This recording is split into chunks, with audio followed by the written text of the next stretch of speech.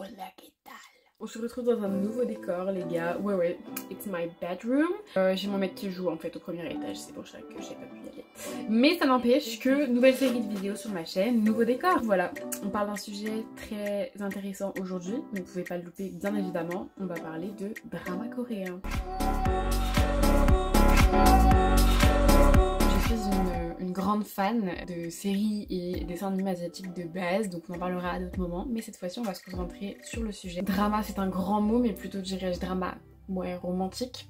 C'est principalement ça que moi j'aime. On est là pour que je vous recommande les 5-6 dramas, allez peut-être 7 ou 8 si vous avez de la chance, qu'il ne faut absolument pas louper, puisque clairement vous n'avez pas le choix en fait si vous n'avez pas vu. Mais avec tout ce qui sort sur Netflix, sur toutes les plateformes en soi, que ce soit même Amazon Prime, même Disney je crois, à sa catégorie drama, on en a un peu partout, et même les gens qui n'y sont pas habitués ou pas familiers avec la langue ni la culture en ont forcément vu un ou deux. Petit disclaimer pour ceux qui n'auraient jamais vu un drama coréen et qui veulent commencer avec cette vidéo à en regarder. Qu'est-ce qu'on aime dans les dramas et pourquoi vous regardez ce genre de série? Une série efficace avec tout ce que tu veux, du suspense, des persos, du suspense. Qu'est-ce qu'il dit du suspense? Du suspense, sorry. Du suspense. Vous avez toujours des persos secondaires développés, ça on adore. Ensuite des images, des plans incroyables, des musiques incroyables, vraiment honnêtement, et même des fois des effets spéciaux incroyables, il y a du budget qui est mis. Vraiment c'est fou. Voilà, ici on n'a pas ça. Des looks, genre vraiment, enfin ils sont tous beaux. Clairement ça n'arriverait pas dans la vraie vie, hein. Il faut de tout pour faire un monde et de toute typologie. Bon voilà, ils se ressemblent énormément tous puisqu'il y a des standards de beauté très conformes, uniformes là-bas, hein. Ce qui fait que des fois tu termines un peu avec un peu de bave en coin de la bouche devant certains acteurs. Voilà, il y a des meufs bien plus trash que moi, bien évidemment. Je ne suis pas fétichiste mais des coréens. Fétichiste. T'en as vraiment pour ta sauce si t'es une kikou. J'en ai bien conscience que ça développe certaines émotions et choses bizarres chez certaines meufs, hein.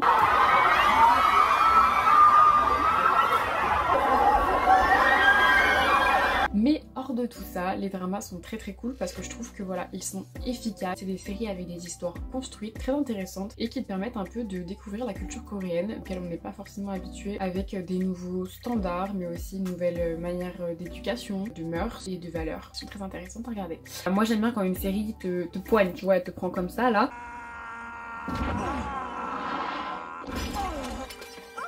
C'est ce que j'adore. Donc ici je recommanderais des séries poignantes, que ce soit du drame, de la romance, du fantastique. Toutes les séries que je vais vous conseiller ici méritent vraiment votre temps et votre attention. Ça voilà, donc c'est parti, on commence. Première chose que vous avez à savoir, ce ne sont pas forcément des prénoms européens, ce qui est complètement logique, hein. La plupart des personnes qui ignoreraient de quelle manière est construite chaque prénom coréen, c'est important à savoir pour comprendre bien la série. Tout simplement, ils disent 150 noms de famille en Corée. Dites-vous bien que tout le monde s'appelle à peu près pareil, contrairement à la France où on a à peu près 300 000 noms de famille français. Donc autant vous dire, dans cette vidéo, je ne vais pas utiliser les petits noms de chaque perso, puisque en tout cas pour la plupart, sauf si c'est simple, mais je ne m'en souviens absolument pas. Vous avez toujours la première particule qui est le nom de famille et ensuite souvent un prénom composé, bien que des fois il peut être simple. Par exemple Kim Yoo-jong, bah Kim c'est le nom de famille, Yoo-jong c'est son prénom. Important à savoir si vous voulez arriver à déchiffrer, parce que des fois il y a des choses qu'on ne comprend pas. Il existe plusieurs plateformes pour regarder des dramas. Ici on se concentrera particulièrement sur Netflix, puisque c'est une plateforme que plein de gens ont, malgré que maintenant ils ont ajouté des pubs sur Netflix. Ça m'énerve au plus haut point, tu payes pas une pub, logique. Bref, passons. Sachez qu'il existe bien d'autres plateformes, dont une qui s'appelle Rakuten Viki. Je ne sais pas si vous connaissez Viki Rakuten, bref on s'en fout. Moi le premier endroit où j'ai commencé à regarder des dramas, elle est spécialisée là-dedans. Donc vous aurez de tout, du thriller, parce que je dis drama mais bien sûr c'est un genre ici en Europe, mais là-bas c'est vraiment c'est comme la K-pop quoi, ça englobe tellement de choses, c'est tellement de types de musique, c'est pareil. Vous avez à peu près tout sur cette plateforme, et certains dramas qui d'ailleurs sont sortis sur Netflix bien après, qui sont d'abord sortis en avant-première dessus. Je pense éventuellement à True Beauty dont on va parler dans cette vidéo, qui était sorti des années dessus et qui vient de sortir sur Netflix il y a je crois 3 semaines je crois, un truc comme ça. Donc n'hésitez pas à aller voir sur d'autres plateformes que Netflix. Alors petit hic pour les personnes qui n'aimeraient pas les histoires de romance cucu. Stay. Why? Because I don't want to lose you. J'ai 24 ans, j'ai un peu passé ma claque des Twilight et de ce que tu veux. Au bout d'un moment, quand c'est trop gros, bon bah voilà, t'apprécies plus quoi. Donc clairement, je vous proposerai des dramas qui sont donc romantiques, avec bien sûr un peu de gnangnan, mais jamais trop. parce que je n'aime pas ça. Voilà, souvent ils aiment bien insister sur des scènes de tension, entre un bisou, un rapprochement au centimètre près, tu vois, t'as genre 3 secondes de plan là-dessus, c'est incroyable, bref, on s'en fout en fait. Mais aussi sur toutes les petites choses qu'ils vont dire, assez cute, mignonnes, avec des gros plans, on met même des recaps et machin, etc. Enfin bref. Donc je vais citer les noms en anglais, hein, faut pas déconner non plus, je ne suis pas bilingue, bien que j'ai appris à le lire d'ailleurs. Si vous voulez une application pour apprendre le coréen, je vous recommande l'application Drops. Ceci n'est pas un parfum de produit, voilà, c'est encore mes tips, hein, gratos, hein, c'est free. Premier drama, incroyable, vraiment, il s'appelle Nevertheless. J'ai rien que le nom, j'adore. Bref, on a 2 têtes d'affiche incroyables. Cette actrice-là, dont je ne connais pas le nom, et l'acteur Song Kang aussi. Mais malgré tout, c'est un acteur, je ne saurais pas expliquer, il dégage quelque chose quand il te regarde dans les yeux, quelque chose de à la fois malsain, parce que tu sais que le mec va faire de la merde avec toi, mais t'aurais envie de plonger dans lui. C'est incroyable, je ne saurais pas l'expliquer. Dans ce drama, ils font passer des émotions d'une manière où vraiment ça m'en hérisse les poils, t'as l'impression d'être avec eux. Il y a une espèce de tension amoureuse dans ce drama que tu ne retrouveras nulle part ailleurs. Et il joue extrêmement bien ce rôle de mec clairement hot de ouf, mais que t'as pas envie de pécho parce que tu sais qu'il va te faire du mal. J'ai déjà honnêtement ressenti ce que la meuf a ressenti dans la série, et je peux vous dire que rien qu'en la voyant, je me rappelle cette relation toxique. Honnêtement, je me dis que vraiment elle est tellement bien jouée à l'écran que je ressens les propres émotions que j'avais ressenties il y a quelques années. À ne pas regarder si vous êtes dans une période compliquée, hein, je préviens. J'ai pas les mots, regardez là. Je te fais une petite explication de l'histoire. C'est l'histoire donc de Yunabi qui est une étudiante en école d'art. Elle étudie la sculpture et va rencontrer au détour de chemin, bien que ce soit le destin qui les ait liés, un autre personnage qui du coup lui s'appelle Park Jae-on, vont entretenir une relation assez tumultueuse, bien que toxique. Attention, warning pour les gens qui ont du mal à l'écran à ne pas se projeter, ce n'est pas une relation voilà, sans effluve et sans embrouille, et une relation saine, mais malgré tout elle mérite d'être regardée. Je trouve qu'elle te fait apprendre énormément de choses, elle développe des concepts qui n'ont jamais été développés dans des dramas, que ce soit des relations par exemple voilà, homosexuelles entre 2 femmes, vraiment d'une manière mais tellement fine que c'est... oh là là, c'est vraiment prenant. J'étais vraiment scotchée devant cette relation là, autant que celle principale du coup des 2 acteurs. Perso secondaire, pépite. Il n'y a pas de politiquement correct dans cette série d'ailleurs, c'est pour ça que je pense que vous devriez commencer par celle-là, parce qu'elle se rapproche le plus, on va dire, de nos standards occidentaux en termes voilà, de franc-parler et autres. Ils sont beaucoup plus mis en arrière-plan dans la société coréenne. C'est un concept original qui se passe donc dans une école en plus d'art, donc vraiment une effluve artistique en plus de tout qui est vraiment juste magnifique, des musiques incroyables, des plans, enfin bref, j'ai tout adoré dans cette série, je vous la recommande 1000 fois, j'ai autant pleuré que ri, et non vraiment j'ai rien à dire, l'émotion, les poils qui s'hérissent, bref. Et en plus elle est courte puisqu'il n'y a qu'une seule saison, c'est la particularité dans les dramas. En général un épisode ça dure 1 heure, mais ça avec le générique et les récaps, donc vous pouvez compter 45 minutes comme une série de base, sauf qu'il n'y a que 10 épisodes disponibles sur Netflix, go aller la voir. Ensuite, deuxième drama que je re-regarde pour la 3e fois en ce moment pour vous dire à quel point j'ai aimé ce drama. Un truc de ouf comment les séries coréennes te font ressentir quelque chose, t'as l'impression d'être avec les acteurs dans certaines scènes, je n'en dirai pas plus. Une des séries les plus drames du coup que je vous recommanderais ici, mais qui aborde des points je trouve incroyables et tellement touchants. Les acteurs jouent aussi divinement bien. On a cet acteur là, je ne me souviens plus le nom, je vous le mettrai bien évidemment. Un des acteurs les mieux payés en Corée qui a fait les meilleurs dramas au monde. Rien que pour ça vous devez le regarder. Et cette fille là dont je ne me souviens non plus du nom, vraiment pépite. Elle joue tellement bien, un peu barré mais très bien. L'histoire, c'est un aide-soignant qui du coup a un frère qui est atteint d'autisme. Ses parents sont décédés et plus particulièrement sa mère qu'il a vu mourir sous leurs yeux. Et donc voilà, ils ont une vie assez particulière, recueillis par la DAS, puis ensuite élevés on va dire un peu en do it yourself. Hein. Clairement voilà, ils ont grandi d'une manière assez déstabilisante et se sont éduqués tout seuls. Il va rencontrer sur son chemin une autrice de livres pour enfants qui elle aussi a eu une enfance très compliquée qu'on va venir détailler petit à petit au fur et à mesure de la série. Voilà, il met les pieds là-dedans, dans cet hôpital, rencontre cette fille donc au détour de certaines péripéties que je ne vous expliquerai pas. C'est pas du Disney, c'est du sombre, il y a beaucoup d'amour, ça parle beaucoup de relations familiales, notamment de relations fraternelles, voilà, entre les deux frères, vraiment une relation mais des plus belles. Passe ensuite du coup des histoires aussi d'amour multiples et une mini enquête du coup au fur et à mesure de la série sur tout ce qui s'est passé dans leur vie et ce qui a fait que voilà, ils ont certaines peurs, certaines phobies, certaines craintes, vraiment poignantes. Cette fois-ci vraiment j'ai autant rigolé que ri, mais plus, parce qu'à chaque fois que je vais le dire, mais là vraiment touchante comme pas possible. Et ouais en fait, enfin complètement qui te remet un peu les pieds sur terre. J'adore cette série. Pour ceux qui aiment beaucoup les histoires familiales, triangles amoureux aussi, je vous la conseille fortement. Pour une fois, ce que j'ai beaucoup aimé, c'est qu'on n'est pas dans le schéma classique comme tous les dramas où ça se passe à Séoul, voilà, working girl, etc.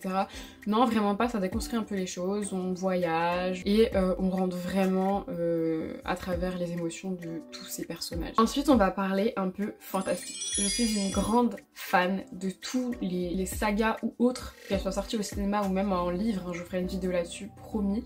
Mais cette fois-ci, c'est vraiment un drama. Je l'ai regardé il y a pas très longtemps puisqu'il est sorti il y a quelques temps sur Netflix. Honnêtement, pépite. Il est fantastique et amour, triangle amoureux, tout.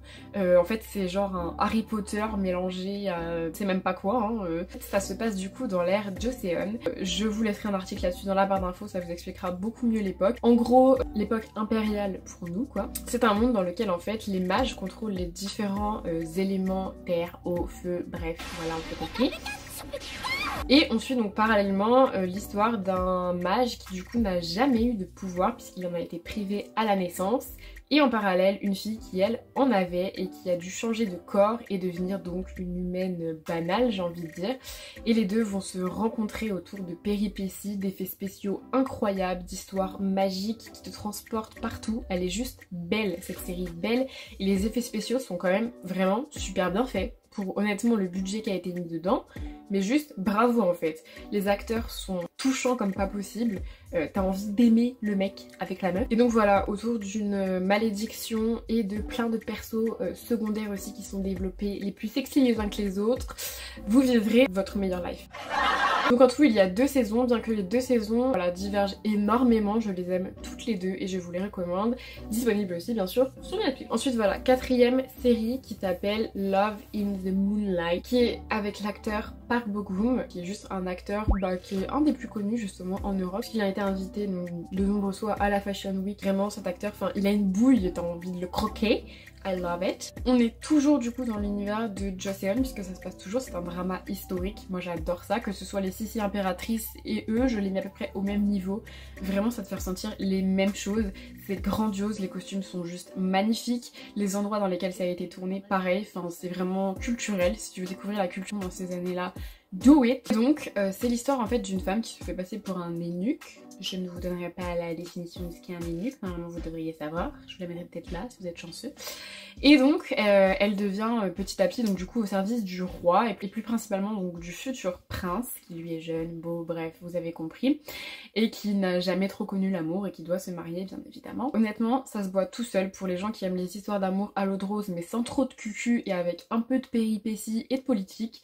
Je la conseille bien évidemment, c'est vraiment un petit bonheur, en plus de ça on voyage dans le temps, enfin vraiment non honnêtement j'ai adoré cette série, super bien jouée, super cute. Alors voilà on n'est plus dans des séries avec des scénarios aussi incroyables que ceux que je vous ai présentés juste avant puisque pour moi vraiment ils valent énormément le détour, mais celui-là vraiment pépite, j'ai adoré. Le 5e qui s'appelle True Beauty, qui est du coup un drama un peu plus teenage j'ai envie de dire, mais pas pour autant avec une histoire des plus simples, mais je trouve qu'il aborde des sujets très intéressants comme le harcèlement scolaire qu'on a beaucoup vu dans des dramas comme The Glory ou autres, mais que j'ai beaucoup moins apprécié. Une jeune fille qui du coup pendant son collège s'est fait harceler et a eu de gros problèmes, donc clairement elle vit très mal que ce soit avec son physique puisqu'elle a atteint d'acné et selon les standards n'est pas absolument très belle pour eux. Durant ces années collège-lycée elle va donc apprendre à se maquiller durant l'été qui va suivre les deux et va donc devenir une totale autre personne, hein. On la reconnaît plus hein, tellement elle est bien maquillée. Et ce qui fait que voilà, elle va avoir donc grâce à cette nouvelle tête qu'elle s'est forgée, on va dire, de nouvelles fréquentations, va devenir une fille populaire et par la suite aussi voir d'autres choses la rattraper puisque bien sûr on l'a connue avant. Aussi de remise en question par rapport, voilà, en Corée c'est clairement l'image physique qui prime, que ce soit pour te faire embaucher ou même pour un date, hein, clairement là-bas c'est beaucoup centré sur l'attirance physique et donc ça remet un peu en... voilà, ça remet un peu les bases sur tout ça et je trouve que c'est super intéressant de voir une culture qui n'est pas du tout habituée à ça réagir face à cette fille qui du coup va vraiment bouleverser le cours des choses. Ça parle aussi bien sûr de musique, d'amour. On a le meilleur triangle amoureux que j'ai pu voir à l'écran entre ces deux persos. C'est avec l'acteur notamment qui est chanteur du groupe Astro pour ceux qui connaissent, donc un idol bien sûr.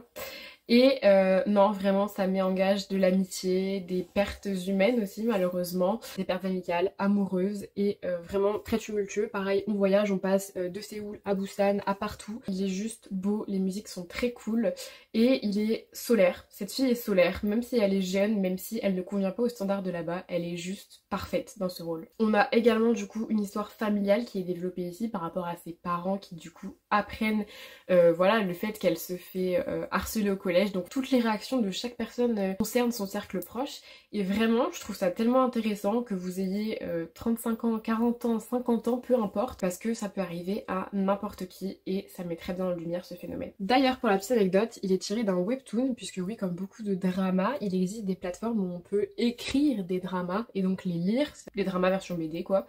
Je vous recommande deux plateformes, il y a donc Webtoon très connu et d'ailleurs donc True Beauty vient d'un webtoon, un peu comme Wattpad pour les gens qui avaient lu After. Et donc l'autre application c'est Dailytoon, aussi très connue du même nom. Et voilà, clairement je vous conseille, si vous prenez les transports, ça ne vous coûte absolument rien et ça évite juste de regarder une série, ça permet de faire autre chose. Dernière série que j'ai beaucoup aimée, qui n'est pas dans mon top 5, mais qui est tout de même une très bonne série avec un concept vraiment très original que je souhaitais aussi mettre ici, c'est la série W. Donc W concrètement.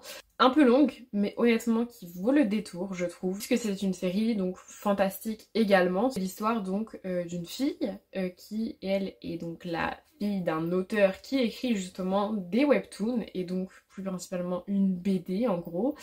Voilà, donc les livres sortent et le personnage principal est donc un homme qui est tireur professionnel et à qui il va arriver une sacrée histoire. Je vous en dis pas trop plus, mais en fait cette fille va bizarrement et de manière inexpliquée transplaner et se retrouver dans la BD qu'a écrite son père. Voilà, il va se passer plein de choses et bien sûr il y a plein de règles qui arrivent avec ce fameux donc, passage d'une BD à la réalité. C'est vraiment juste trop bien. En effet c'est un peu plus long, donc pour les gens qui sont très patients ce sera parfait. Moi je suis très impatiente mais ça n'a pas empêché que j'ai regardé et terminé et que je l'ai kiffé. Donc voilà, je vous la recommande. Histoire avec beaucoup de suspense, de sang, de bref, de plein de choses. Ça reste malgré tout donc une histoire d'amour bien évidemment derrière. Allez la voir. Ensuite, pareil, un autre drama que je rajouterai à ce classement c'est Crash Landing on You, que vous connaissez très sûrement puisqu'il aborde la Corée du Sud mais aussi la Corée du Nord. C'est tout simplement une dame qui du coup, enfin je dis dame, hein, elle a 30 balais hein, donc ça va, hein, mais qui du coup parachutait en fait en Corée du Nord sans faire exprès, elle était en train de faire du parachute, du coup va tomber sur une équipe de soldats et va naître une histoire d'amour impossible, vraiment trop mignon. C'est un peu un Titanic mais version sans le bateau quoi, plus entre deux frontières. J'ai beaucoup aimé ce drama, bien que pareil il est un peu long, je crois qu'il y a 2 saisons aussi, donc je vous le conseille si vous souhaitez un peu voir ce côté Corée du Sud, Corée du Nord dont on parle vraiment très peu. Bon alors c'est très cliché sur les bords, hein, mais bien évidemment que certaines choses doivent se passer comme ça et en vrai c'est plutôt intéressant de voir comment ils gèrent les choses. Je fais aussi pour finir une aparté sur les dramas que je ne vous recommande pas. Même si parfois il n'y a qu'une seule saison, un épisode dure 1 heure, donc si au bout du 3e épisode tu te rends compte que t'aimes pas, bah t'as quand même passé 3 heures à regarder le drama. Pour tout ce qui est des dramas populaires comme Love Alarm, Kim Boo-joo, Fairy, Waiting Life Fairy, je sais même plus quel est le nom tellement il est long. Voilà, tous ces dramas là que je vous mettrai à l'écran sont des dramas que personnellement j'ai regardé parce qu'ils ont fait le buzz, mais pour autant je trouve qu'ils sont mal construits, trop longs, avec honnêtement une fin qui ne me satisfait pas du tout. Pour moi voilà, c'était des concepts mais non aboutis, avec des scènes que je ne comprends pas, qui n'ont aucune utilité. J'ai une copine d'ailleurs qui m'avait recommandé l'un d'eux, mais voilà, c'est pas ma cam. Donc si vous aimez les choses actives, avec pas trop de cucu, voilà, ça c'est ma cam et c'est ce que je vous recommande dans cette vidéo, avec un peu de fantastique, de l'amour. Mais donc voilà, tous ces dramas je ne vous les recommande pas, tout comme toutes les petits dramas de base qui sont un peu des histoires à l'eau de rose. Tout ça c'est des petits trucs mignons. Si vous aimez bien ça en série du dimanche devant un petit café, why not. Bien évidemment je précise, mais il faut les regarder en VOSTFR s'il vous plaît, hein. Ne faites pas autre chose pendant que vous regardez cette série. Une série ça se regarde en face de son écran, pas en train de faire autre chose, de manger, de je ne sais quoi. Il faut être dedans. Toutes les scènes drôles sont pas aussi drôles si jamais elles sont doublées. Tous ces dramas sont pas forcément disponibles en français et donc vous ne pouvez pas faire autre chose en les regardant. Donc pour moi les séries du dimanche je n'en veux pas parce que quand je suis dans un drama dedans, et pour moi une série ça se regarde pleinement. Donc voilà pour le tour de ce qu'il y a sur Netflix à voir, qui est très très cool. Je vous ferai une version 2 peut-être quand j'en aurai vu plein d'autres. Dans tous les cas je vous laisse me dire ce que vous avez regardé, que vous avez aimé, et vous me laissez un petit commentaire. Je vous fais des gros bisous, tchuss.